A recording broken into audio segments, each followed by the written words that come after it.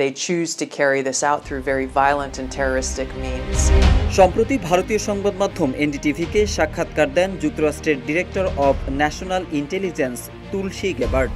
সাক্ষাৎকারে বাংলাদেশে সংখ্যালঘু নির্যাতন ও ইসলামিক খিলাফত সহ বিভিন্ন বিষয়ে কথা বলেন তিনি। তুলসী বলেন, হিন্দু, বৌদ্ধ, খ্রিস্টান ও অন্যান্য ধর্মীয় সংখ্যালঘুদের দীর্ঘদিন ধরে নির্যাতন, হত্যা ও নিপীড়ন যুক্তরাষ্ট্র সরকার এবং প্রেসিডেন্ট ট্রাম্প ও তার প্রশাসনের জন্য একটি বড় উদ্বেগের বিষয়। তবে তুলসী গেবার্ডের এমন মন্তব্যের প্রতিবাদ জানিয়েছে অন্তর্বর্তীকালীন সরকার।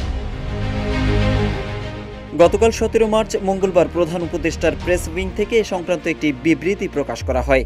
এতে উল্লেখ করা হয়, তুলসী গেবার্ড অভিযোগ তুলেছেন যে বাংলাদেশে ধর্মীয় সংখ্যালঘুদের নিপীড়ন ও হত্যা এবং দেশে ইসলামী সন্ত্রাসীদের হুমকির মধ্যে ইসলামী খিলাফত অনুযায়ী শাসন করার আদর্শ ও উদ্দেশ্য নিহিত আছে। তার এই বিবৃতি বিভ্রান্তিকর এবং বাংলাদেশের ভাবমূর্তির জন্য ক্ষতিকর বলে মন্তব্য করা হয় বিবৃতিতে। দেশ জুড়ে তোলপাড় ওয়ালটন ফ্রিজ কিনে আপনিও হয়ে যেতে পারেন মিলেনিয়ার। বিবৃতিতে আরও বলা হয়, গেবার্ডের মন্তব্য কোনো নির্দিষ্ট প্রমাণ বা অভিযোগের উপর ভিত্তি করে করা হয়নি। বলা হয়, তুলসী গেবার্ডের বক্তব্যে পুরো বাংলাদেশকে অন্যায় ও অতিরঞ্জিতভাবে উপস্থাপন করা হয়েছে।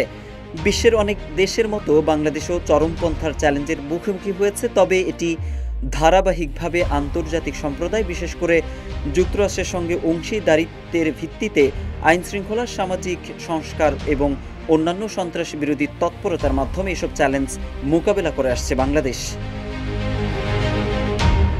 বলা হয়, বাংলাদেশকে ভিত্তিহীনভাবে ইসলামিক খিলাফতের সঙ্গে যুক্ত করার অর্থ হল বাংলাদেশের জনগণ এবং আন্তর্জাতিক সহযোগীদের কঠোর পরিশ্রমকে খাটো করে দেখা। ইসলামিক খিলাফত ধারণার সঙ্গে যুক্ত করার প্রচেষ্টাকে বাংলাদেশ কঠোরভাবে প্রত্যাখ্যান করে।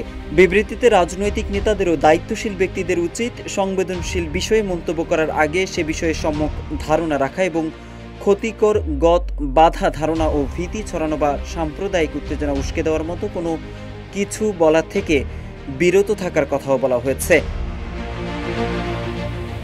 সন্ত্রাসবাদ ও চরমপন্থার বিরুদ্ধে যৌথ বৈশ্বিক প্রচেষ্টাকে বাংলাদেশ সমর্থন করে বলে বিবৃতিতে উল্লেখ করা হয়েছে।